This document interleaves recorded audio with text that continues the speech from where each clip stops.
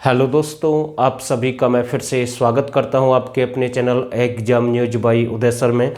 दोस्तों, हमने वैसे तो आपसे बोला था कि लाइव क्लास लगाएंगे आपके, लेकिन वो कोशिश हमारी कामयाब नहीं हो पाई है। उसके लिए हम आपसे माफ़ी चाहते हैं, लेकिन हमने सोचा क्यों ना आपके लिए वैसे ही क्लास लेकर आए।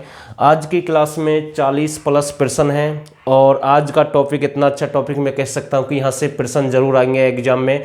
और जो पेड स्टूडेंट है जिनकी क्लास नहीं हो पा रही है 3-4 दिन से, उनकी अब डेली क्लास होगी, क्योंकि तबीयत मेरी डाउन हो गई थी जिसकी वजह से हमने क्लास नहीं डाली है ग्रुप में। तो अब आपको डेली क्लास मिलेगी। तो पहले ये वीडियो देखते हैं भाई। हमारा जो यहाँ से पहला प्रश्न बनेगा 40 प्लस प्रश्न है। जो नए साथी इस चैनल को सब्सक्राइब कर देना और हो सके तो इस वीडियो को ज़्यादा से ज़्यादा शेयर कर देना। देखो, यहाँ से जो पहला प्रश्न बनेगा, एक प्रश्न आता है कि हरियाणा के कौन से मुख्यमंत्री, ध्यान रखना भाई, हरियाणा के कौन से मुख्यमंत्री, देखो राज्यपाल, ध्यान रखना भाई, राज्यपाल, ठीक है, दूसरे मुख्यमंत्री, ठीक है, और तीसरे उप मुख्यमंत्री।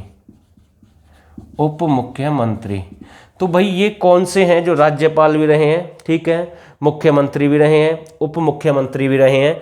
तो ये भाई कौन है? तो यहाँ से मैं आपको बता दूं, एकमात्र हरियाणा के राज्यपाल, मुख्यमंत्री, उप मुख्यमंत्री रहे हैं बनारसी दास गुप्ता।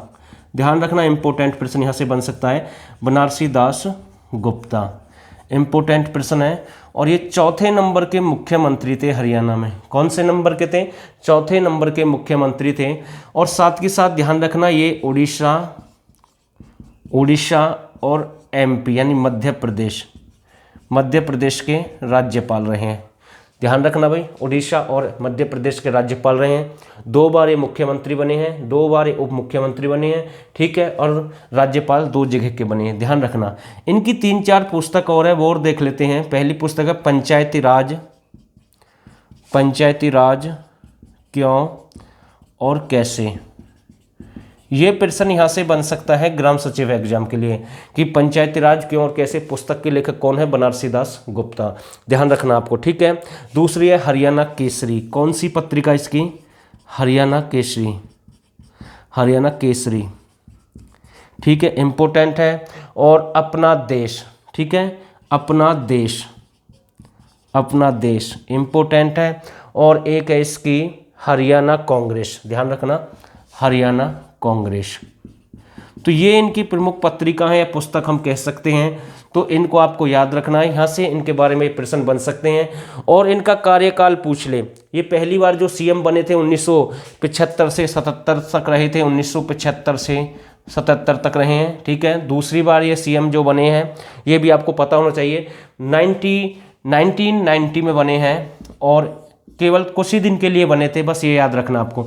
और इससे ज़्यादा नहीं पूछेगा, तो ये प्रश्न यहाँ से बन सकते हैं कई बार। और कई बार पूछ लेता है हरियाणा के कितने उप मुख्यमंत्री बने आज तक? तो 6 बने हैं। कितने बने हैं? 6 बने हैं। और जो छठे उप मुख्यमंत्री आपके, वो हैं आपके दुष्यंत चौटाला, ठीक है। कौन है? दुष्यंत चौटाला। तो ध्यान रखना, ये प्रश्न भी यहाँ से बन सकता है। पहले चांदराम थे, तो इनसे अलग कोई प्रश्न नहीं बनेगा।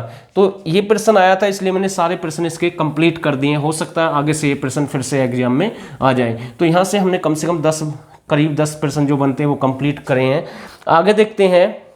प्रश्न आता है कई बार कि जो नवपाषाण काल है या शीशवाल सभ्यता है, उसमें वैदिक सभ्यता के कितने स्थलों के बारे में जानकारी मिली है, ठीक है। ध्यान रखना भाई, शीशवाल या नवपाषाण काल, कौन सा? नवपाषाण काल। कितने ऐसे सभ्यता स्थल थे? 29 है टोटल। अगर वैदिक की हम बात करें टोटल हरियाणा की, तो 300 प्लस है, ध्यान रखना। और अकेले शीशवाल की अगर हम बात करें, 29 यहाँ से प्राप्त हुए हैं। तो सीधा यहाँ से प्रश्न बन जाता है, ठीक है। और वैसे तो मैं इसके बारे में ज़्यादा नहीं बताऊंगा। डॉक्टर सूरजभान ने इसकी खोज की थी। किसने? डॉक्टर सूरजभान ने इसकी खोज की थी 1968 में। तो ये प्रश्न एग्जाम में कई बार आ सकता है, ठीक है। शीशवाल का पुराना नाम आपको पता होना चाहिए। इसे आदमपुर के नाम से जानते हैं। किस नाम से? आदमपुर के नाम से जानते हैं। ये चेतांग नदी थी। ये कौन सी नदी? चेतांग नदी थी, उसके किनारे पर ये बसा हुआ था। तो ये भी आपको जानकारी होना कि जरूरी है। और दूसरा, ये जो लोग थे ना, नीग्रो ऑस्ट्रेलियन जाति के लोग थे शीशवाल के। कैसे लोग थे? नीग्रो ऑस्ट्रेलियन जाति के लोग थे। यहाँ से सीधा प्रश्न आ जाता है कई बार, ठीक है। वैसे इन लोगों को ऊन, वस्त्र और खाल के बारे में जानकारी थी। ऊन, वस्त्र और खाल के बारे में जानकारी थी। कौन से लोगों को जानकारी थी? सीसवाल सभ्यता के जो लोग थे। लेकिन ये प्रश्न कई बार मैंने देखा है एग्जाम में पूछ लेता है कि भाई सबसे प्राचीन सभ्यता कौन सी है, सबसे प्राचीन सभ्यता कौन सी है। तो आपको पता होना चाहिए सीसवाल। कौन सी है? सीसवाल। ये सबसे प्राचीन सभ्यता है। अगर पूछ ले सिंधु घाटी की सबसे बड़ा स्थल पूछ ले, ये तो प्राचीन सभ्यता है। 3 डाउट क्लियर करूंगा। प्राचीन सभ्यता कौन सी है? सीसवाल। लेकिन पूछ ले सिंधु घाटी की सबसे बड़ी जो स्थल है, सिंधु घाटी सभ्यता का सबसे बड़ा जो स्थल है हरियाणा में, सिंधु घाटी सभ्यता का सबसे बड़ा स्थल आपका राखीगढ़ी है। कौन सा है? राखीगढ़ी है। सबसे बड़ा स्थल है राखीगढ़ी, जो कि हिसार में है। कहाँ पर है? हिसार में है। और स्थान पूछ लेता है कई बार, तो ठीक है, नारनौंद एक क्षेत्र है। कौन सा? नारनौंद। और नारनौंद भी आपका कहाँ पर है? नारनौंद भी आपका हिसार में है। लेकिन नारनौल अगर पूछ ले, नारनौल आपका महेंद्रगढ़ में। नारनौल को प्राचीन हमें नंदीग्राम के नाम से जानते हैं। ये प्रश्न भी एग्जाम में आ जाता है कई बार, नंदीग्राम। ठीक है, ध्यान रखना, नंदीग्राम के नाम से पूछ लेता है। ठीक है भाई, तो सिंधु घाटी का सबसे जो बड़ा स्थल है वो आपका कौन सा? राखीगढ़ी है। और लेकिन प्राचीन स्थल पूछ ले, सिंधु घाटी का सबसे प्राचीन स्थल पूछ ले, देखो प्राचीन सभ्यता सीसवाल है, सबसे बड़ा सिंधु घाटी सभ्यता स्थल राखीगढ़ी है। और प्राचीन स्थल पूछ ले, प्राचीन सभ्यता की बात नहीं कर रहा हूं, सिंधु घाटी का सबसे प्राचीन स्थल पूछ ले तो आपका भिरडाना है। ध्यान रखना, भिरडाना। कौन सा है? भिरडाना। और भिरडाना आपका कहां पर है? फतेहाबाद में। भिरडाना कहां पर है? फतेहाबाद में। तो ये भी आपको पता होना चाहिए। ठीक है, तो ये स्क्रीनशॉट ले सकते हैं आप साथ के साथ। और उसके लिए हम आपसे माफ़ी चाहते हैं, जो हमारा प्रयास है वो सफल नहीं हो पाया है। जैसे ही हम कोशिश करेंगे आने वाले टाइम में आपको ज़रूर सूचित करेंगे। लेकिन हमने आपको विश्वास दिलाया था और आपने वेट भी किया, उसके लिए हम फिर से आपसे माफ़ी चाहते हैं। आगे प्रयास रहेगा कि जल्दी से जल्दी उपलब्ध करवाएं सुविधा। ठीक है, तो एक और अच्छा प्रश्न है। प्रश्न आता है कि हरियाणा के किस जिले में चूने की रोटियाँ मिलती हैं? इंपॉर्टेंट है, चूने की रोटियाँ। चूने की रोटियाँ कहाँ से मिलती हैं हरियाणा में? तो ये आपकी चरखी दादरी से मिलती हैं। कहाँ से मिलती हैं? चरखी दादरी से मिलती हैं। लेकिन एक प्रश्न मैं आपको फिर से बता रहा हूँ, आज यहाँ पर पूछ लेता है हिलना पत्थर। कौन सा है? हिलना पत्थर पूछ लेता है कई बार। तो सभी जानते हैं कलियाना स्थान है। कौन सा? कलियाना। कौन सा स्थान है? कलियाना एक स्थान है चरखी दादरी में, यहाँ से ये हिलना पत्थर मिलता है। लेकिन मैं आपको बता दूं, इसे नृत्य पत्थर भी कहते हैं। मैंने कितनी बार आपको बताया है, नृत्य पत्थर कहते हैं, भूकंप पत्थर कहते हैं और हिलना पत्थर कहते हैं।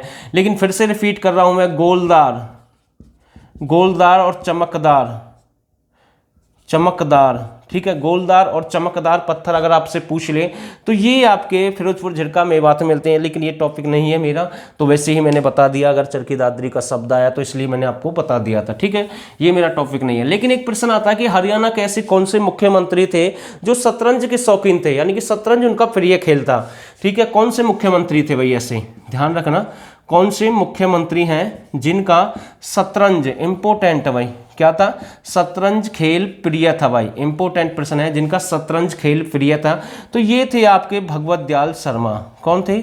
भगवत दयाल शर्मा। ध्यान रखना भाई, कौन थे? भगवत दयाल शर्मा थे। ये शतरंज के शौकीन थे भाई। ठीक है, लेकिन शतरंज की चाल के लिए ध्यान रखना यजुवेंद्र चहल। ठीक है, यजुवेंद्र चहल को जाना जाता है शतरंज की चाल के लिए, क्योंकि अब तो ये इंटरनेशनल क्रिकेट में मतलब इनका सिलेक्शन हो चुका है। लेकिन मैं आपको बता दूं, ये पहले क्रिकेट से पहले शतरंज खेलते थे एक प्रकार से।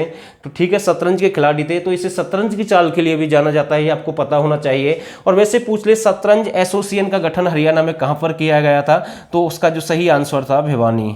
ठीक है, शतरंज एसोसिएशन का गठन कहाँ पर किया गया? भिवानी में। तो ये प्रश्न भी सीधा यहाँ से बन सकता है, तो ये भी आपको पता होना चाहिए। ठीक है भाई, चलो भाई कुछ प्रश्न और देखते हैं साथ के साथ।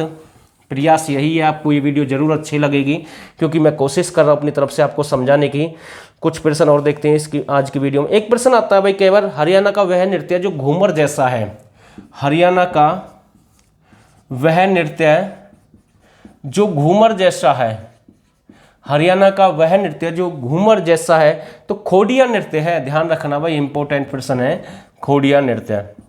और कमेंट आप करना कि खोडिया नृत्य कब किया जाता है, हमें आपकी कमेंट का इंतजार रहेगा। ठीक है, वह नृत्य जो घूमर जैसा है खोडिया नृत्य है। और एक प्रश्न और आ जाता है, कई बार पूछ लेता है कि हरियाणा पूछ लेता है कि हरियाणवी गिद्धा किसे कहा जाता है। इंपॉर्टेंट है, हरियाणवी गिद्धा किसे कहा जाता है। हरियाणवी गिद्धा, हरियाणवी गिद्धा किसे कहा जाता है। ये भी एक नृत्य है, सीधा यहाँ से पूछ लेता है। तो ये धमाल या आपका जो घूमर नृत्य है, कौन सा, धमाल, धमाल या घूमर नृत्य है, ठीक है। इसे हरियाणवी गिद्धा भी कहा जाता है। सीधा प्रश्न यहाँ से आ जाता है। और एक प्रश्न और पूछ लेता है भाई, मंद गति से चलने वाला नृत्य कौन सा है हरियाणा का। इंपॉर्टेंट प्रश्न है, कितनी बार एग्जाम में आ सकता है और एक दो बार आया है भाई। मंद गति से चलने वाला नृत्य कौन सा है हरियाणा में, तो वो है आपका लूर नृत्य। कौन सा है, लूर नृत्य है। और ये जो लूर नृत्य है, होली के आगमन से यानी कि 2 हफ्ते पहले इसका आयोजन शुरू हो जाता है। और अब फिलहाल टाइम है भाई इसका लूर नृत्य का, तो अब ये शुरू हो जाएगा। तो आपको ध्यान रखना है, ये प्रश्न यहाँ से बन सकता है। अगर वैसे पूछ ले भाई ये लूर नृत्य किस क्षेत्र का सबसे अधिक प्रसिद्ध है, तो ये आपको पता होना चाहिए, जींद का सबसे अधिक प्रसिद्ध है। लेकिन अगर ये आपसे ये पूछ ले भाई क्षेत्र का किसका प्रसिद्ध है, तो बांगर क्षेत्र का प्रसिद्ध है। ध्यान रखना, किस क्षेत्र का प्रसिद्ध है, बांगर क्षेत्र का प्रसिद्ध है। तो ये प्रश्न यहाँ से बन सकता है, ठीक है। मंद गति के लिए जाना जाता है। और इस नृत्य की जो खूबी है वो मैं आपको बताता हूँ। इसमें ना जो महिलाएं होती हैं वो गीत नाचने के साथ साथ जो प्रश्न के माध्यम से उत्तर पूछती हैं, यानी कि जो भी नाचते हैं, जो गीतें गाती हैं, मतलब कि गीत का जो आयोजन होता है वो इस प्रकार के गीत होते हैं कि उसके जो गीत होते हैं उसमें ही उत्तर छुपे होते हैं प्रश्न के साथ साथ। ये आपको ध्यान रखना है, ठीक है। तो यहाँ से बन जाता है। लेकिन एक प्रश्न आता है कि मेवात की कितनी उपबोलियां हैं। ध्यान रखना, मेवात की कितनी उपबोलियां हैं। 2 उपबोलियां हैं, एक आपकी राठी है और दूसरी आपकी कठेरी है। राठी और कठेरी। वैसे मेवात के भी 2 नृत्य प्रसिद्ध है, एक मंजीरा नृत्य है और एक रतवाई है। ध्यान रखना भाई, ठीक है। तो स्क्रीनशॉट ले साथ के साथ। और दोस्तों आपके लिए मैं फिर से बोल रहा हूं, आपके लिए लास्ट डे है। 99 रुपये में आपको हरियाणा जीके फुल कंप्लीट मिलेगी। न्यू पैटर्न पर आधारित बैच हमारा चला हुआ है। डेली एक क्लास हम कवर कराते हैं, टॉपिक वाइज हम कवर कर रहे हैं। अगर जैसे मानकर चलते हमने कोई नदियों का टॉपिक करवाया तो पूरा निचोड़ मिलेगा नदियों का। अगर हमने कोई आपका कृषि से संबंधित टॉपिक करवाया तो पूरा निचोड़ मिलेगा कृषि का। यानी कि मैं शून्य से शिखर तक कह सकता हूँ, यानी कि शून्य से शिखर तक कह सकता हूँ। और ज़्यादा फीस नहीं है, 99 रुपये फीस है। PDF फुल कंप्लीट मिलेगी, हरियाणा जी के आपको टॉपिक वाइज मिलेगी। और इसमें करंट अफेयर भी आपको हम दे रहे हैं। जिस भाई को लगता है कि मुझे चाहिए तो वो 89 30 31 82 26 पर मैसेज कर देना। यहाँ से फुल कंप्लीट हरियाणा जी की आपको मिल जाएगी। बार बार आपको पे करने की जरूरत नहीं है, केवल एक बार आपको पे करना है। और मैं किसी को फोर्स नहीं कर रहा। अगर किसी को लगता है कि मुझे चाहिए, मुझे सिलेक्शन लेना है, तो वो इस बैच को ज्वाइन कर सकता है। और केवल 99 रुपये, ज़्यादा नहीं है। 99 रुपये आप 1 दिन में 2 दिन में कहीं भी खर्च कर सकते हैं। कई बार तो ऐसा होता है कि एक ही दिन में इतना किराया लग जाता आने जाने में, तो भाई आगे आपकी मर्जी है। लेकिन कुछ साथी ऐसे होते हैं कि पढ़ने के नाम पर पैसे खर्च नहीं कर सकते, लेकिन वैसे कितने ही पैसे खर्च कर सकते हैं खाने पीने के नाम पर, कई बार इधर से उधर जाने के नाम पर। तो भाई आगे आपकी मर्जी है, ठीक है। चलो भाई अगला प्रश्न देखते हैं। हरियाणा का सबसे प्राचीन लोक नृत्य कौन सा है। सबसे प्राचीन, इजी प्रश्न है। सबसे प्राचीन लोक नृत्य कौन सा है, तो ये आपका धमाल नृत्य है। कौन सा है, धमाल नृत्य है। और पूछ रहे महाभारत के जो समय है उससे ही चला रहा है। ध्यान रखना, महाभारत के काल से चला रहा है। लेकिन एक प्रश्न आता है कि जो गणतंत्र दिवस समारोह में, ध्यान रखना, गणतंत्र दिवस समारोह में पहली बार किस नृत्य को शामिल किया गया, तो ये था आपका ढप नृत्य है। ढप या ढोल नृत्य है, ठीक है। ध्यान रखना 1969 में शामिल किया गया था। तो ये तो इजी प्रश्न है दोनों, खैर इसके ऊपर मैं ज़्यादा चर्चा नहीं करूँगा, ठीक है। एक प्रश्न है भाई, एक धर्मवीर थे, उनके गुरु कौन थे भाई। एक सांगी थे धर्मवीर, उसके गुरु कौन थे, तो आपको ध्यान रखना धर्मवीर थे भाई सांगी, ठीक है। उनके गुरु का क्या नाम है, उनके गुरु का नाम था चंदगी राम। इंपॉर्टेंट है भाई, क्या नाम था, चंदगी राम, ठीक है भाई। तो ये प्रश्न यहाँ से बन सकता है। तो ये इनके गुरु थे, इंपॉर्टेंट प्रश्न है, ठीक है। चलो भाई अगला प्रश्न देखते हैं। वह नृत्य जो श्रृंगार और वीर रस से मतलब परिकूल है, मतलब प्रसिद्ध है, जिसके लिए श्रृंगार रस और वीर रस के लिए प्रसिद्ध है, तो वो है आपका ढप नृत्य। वैसे आज की वीडियो मैंने नृत्य से संबंधित काफ़ी प्रश्न करा दिए हैं। चलो भाई 1-2 टॉपिक से संबंधित और प्रश्न देखते हैं भाई, ठीक है। प्रश्न आता है कि हरियाणा का आधुनिक लक्ष्मीचंद किसे कहा जाता है। हरियाणा का आधुनिक, ध्यान रखना, हरियाणा का आधुनिक लक्ष्मीचंद किसे कहते हैं, ठीक है। हरियाणा का आधुनिक लक्ष्मीचंद किसे कहते हैं, तो मास्टर सतवीर सिंह को कहते हैं, ठीक है। मास्टर सतवीर सिंह, ध्यान रखना कौन है, मास्टर सतवीर सिंह को आधुनिक लक्ष्मीचंद कहते हैं। तो ये प्रश्न भी यहाँ से बन सकता है, ठीक है, अच्छा प्रश्न मैं इसे कह सकता हूँ, ठीक है, बहुत अच्छा प्रश्न है भाई। चलो अगला प्रश्न देखते हैं, सोने के मनके हरियाणा में कहाँ से मिले हैं, इंपोर्टेंट है भाई, सोने के मनके, सोने के मनके, ठीक है, सोने के मनके हरियाणा में कहाँ से मिले हैं, राखी गढ़ी से मिले हैं, ठीक है, सिंधु घाटी सभ्यता का सबसे बड़ा जो मतलब कि स्थल है, मैंने आपको बताया था, प्राचीन की बात करें तो भेड़ाना है, तो राखी गढ़ी से मिले हैं, ठीक है, इंपोर्टेंट प्रश्न मैं इसे कह सकता हूं। अगर राखी गढ़ी की अगर आपसे पूछ ले खोज इसकी किसके द्वारा की गई, 1997 में अमरेंद्र नाथ, किसके द्वारा, अमरेंद्र नाथ के द्वारा इसकी खोज की गई है, किसके द्वारा, डॉक्टर अमरेंद्र नाथ के द्वारा इसकी खोज की गई है 1997 में। तो ये प्रश्न भी यहाँ से बन सकता है, ठीक है भाई, अच्छा प्रश्न मैं इसे कह सकता हूँ। एक प्रश्न आता है, रानी किशोरी का संबंध कहाँ से है, रानी किशोरी, ध्यान रखना, रानी किशोरी, रानी किशोरी का संबंध कहाँ से है, होडल से है भाई, कहाँ से है, होडल से है, इंपोर्टेंट प्रश्न मैं इसे कह सकता हूँ। सीधा यहाँ से प्रश्न आ सकता है, जैसे कई बार पूछ लेता, राजा चूड़ामन का संबंध कहाँ से है, राजा चूड़ामन, ध्यान रखना, राजा चूड़ामन, राजा चूड़ामन का संबंध कहाँ से है, तो ये फरीदाबाद से संबंध रखते हैं। फरीदाबाद का अगर स्थान पूछ ले तो बल्लमगढ़, ध्यान रखना कौन सा स्थान है, बल्लमगढ़, तो यहाँ से ये प्रश्न भी बन सकता है, ठीक है। एक प्रश्न आता है, चंदेल राजा परमल, इंपोर्टेंट है भाई, राजा परमल है, ठीक है, कौन थे, चंदेल राजा, चंदेल राजा परमल का संबंध हरियाणा के किस क्षेत्र से है, तो इसका जो सही आंसर रहेगा, सिरसा से बिलोंग करते हैं, कहां से, सिरसा से बिलोंग करते हैं, इंपोर्टेंट प्रश्न मैं इसे कह सकता हूं। ऐसे ही प्रश्न पूछ लेता है कई बार कि राजा चकवावैन, इंपोर्टेंट है भाई, राजा चकवावैन, ठीक है, राजा चकवावैन का संबंध किस जिले से है, सोनीपत से, ध्यान रखना कहां से है, सोनीपत से। तो राजाओं से संबंधित 3-4 प्रश्न मैंने कंप्लीट किए हैं साथ के साथ, ठीक है भाई।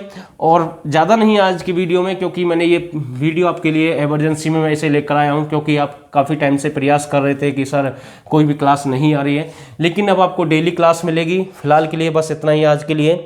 अगर आपको वीडियो अच्छी लगी तो इस चैनल को सब्सक्राइब करें, और आप सभी ने इस वीडियो को यहाँ तक देखा, आप सभी का बहुत बहुत धन्यवाद।